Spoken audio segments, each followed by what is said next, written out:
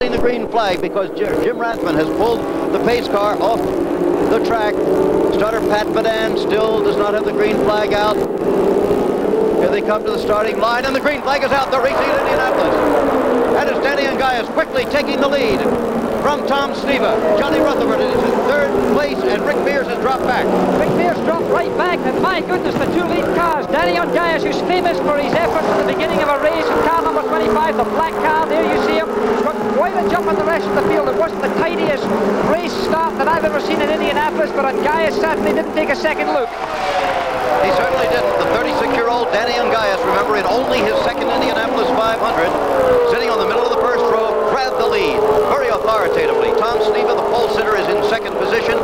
Johnny Rutherford third, and I don't know what happened to Mears on the start, do you? There is car number 24, Sheldon Kinzer, pulling down low off the racetrack. That's two cars already that have had problems. The attrition rate, as Jackie indicated, should be very high. Of course, it's the black car there, Danny Ungaius, then it's Tom Sneva, then Johnny Rutherford, and after that, Gordon John Cock, a man who everybody expects to do well. But my goodness, leading the Indy 500 is always something to be a great thrill, and that man, Danny Ungaius, has done it. The first lap is a new first lap record, 185.185 miles per hour with a full load of fuel. Tremendous for Ungaius, a tremendously talented man, a very quiet man, and look at the bunch getting up there for third, fourth, fifth, and sixth position. That's Johnny Rutherford leading that pack there, a man still in front, and there's the car of Bettenhausen in the pits, car number 89, 98, Gary Bettenhausen. What a disappointment for him. The traditional number 98 of J.C. Agajanian. And there's Sheldon Kinzer.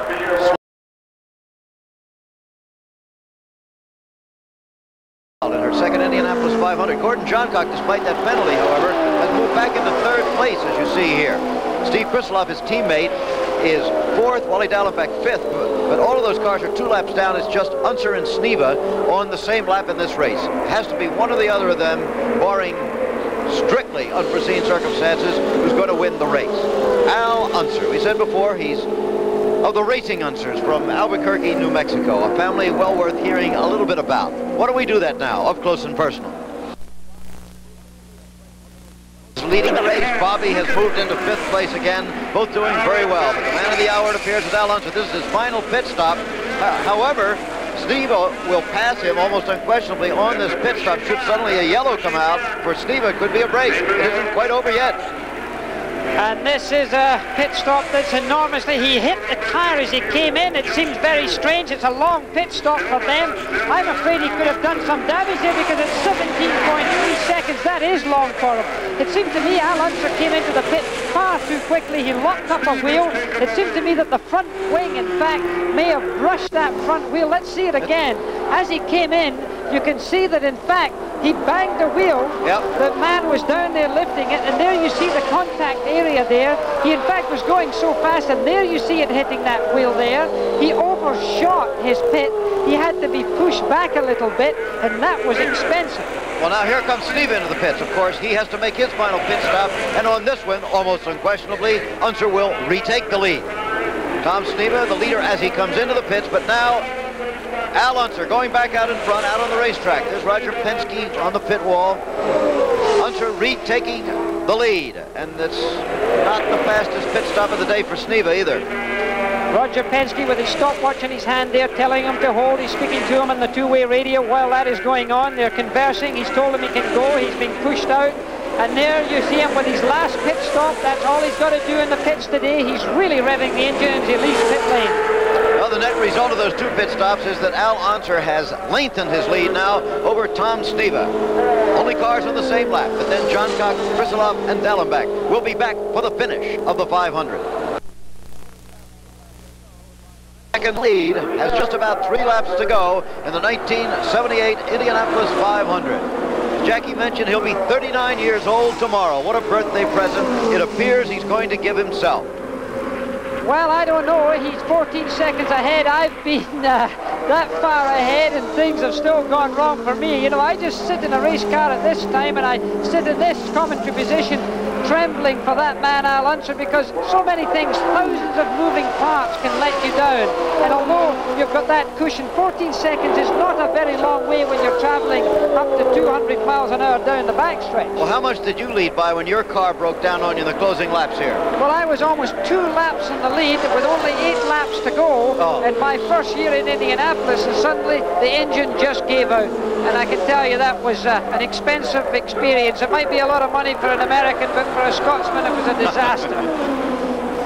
Well, it would take something like that, however, to stop Al Unser at this point.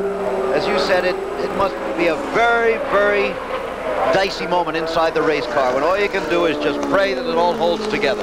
He's driving it so smoothly now, you would think his fingers had been filed away just to almost the flesh so they can feel every vibration. Look at his head tossing back and forward. He was looking in his mirror there. He was looking one side, then he was looking at the other side.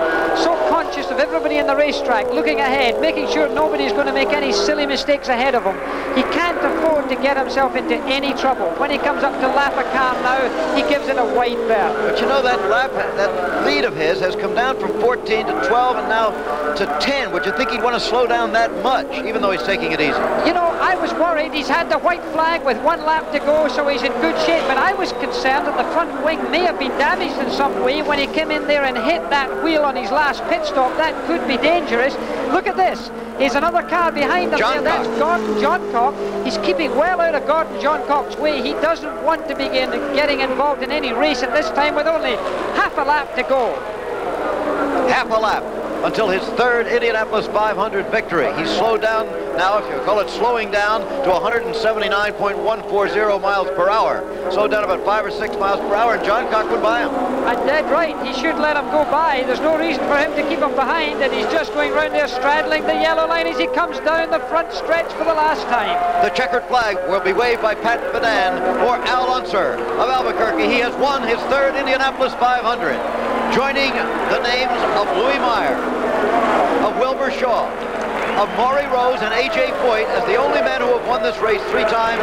A.J., of course, has won it 4 with his victory last year. But Al Unser now in that very exclusive society of 3-time winners. There he is. Breathing relief. Look at Karen, the lovely Karen, his wife there.